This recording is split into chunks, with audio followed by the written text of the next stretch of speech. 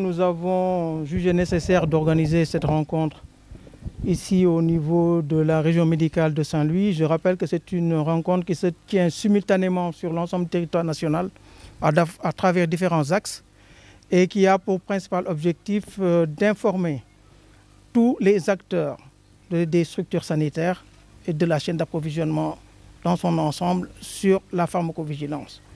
Nous avons profité de cette tribune pour effectivement partager les informations relatives à l'Agence sénégalaise de réglementation pharmaceutique, qui est une nouvelle agence qui est née de la fusion entre la direction de la pharmacie du médicament et l'ancien laboratoire national de médicaments qui est intervenu par décret en 2022, mais également profiter de cette tribune pour partager les informations relatives à la nouvelle loi pharmaceutique qui a été promulguée effectivement en juin 2023. Et cette nouvelle loi a apporté des innovations pour pouvoir intégrer aussi bien les traités que le Sénégal a signés, mais également intégrer des domaines qui n'étaient pas réglementés dans l'ancienne loi pharmaceutique.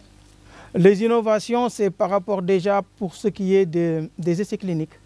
D'habitude, les essais cliniques n'étaient pas réglementés par l'ancienne autorité de réglementation. Maintenant, c'est revenu au niveau de l'ARP, mais également et surtout le renforcement des sanctions relatives au trafic illicite de médicaments et la distribution de médicaments de qualité inférieure, entre autres innovations. Si vous consultez la nouvelle loi, il a été mis en place un office de contrôle pour le trafic illicite de médicaments.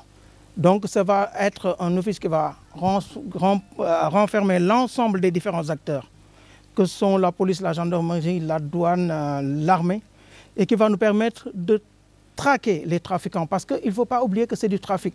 Nous avons une obligation de faire assurer la réglementation, mais il y a d'autres acteurs avec qui nous travaillons pour effectivement travailler à juguler ce fléau qui est vraiment dommageable pour nos populations. Il est important que nous soyons une lutte concertée, mais au niveau des différents acteurs pour lesquels nous avons la charge et le contrôle, nous travaillons à les sensibiliser et à mettre en place des dispositifs pour que ces trafics-là ne puissent pas prospérer.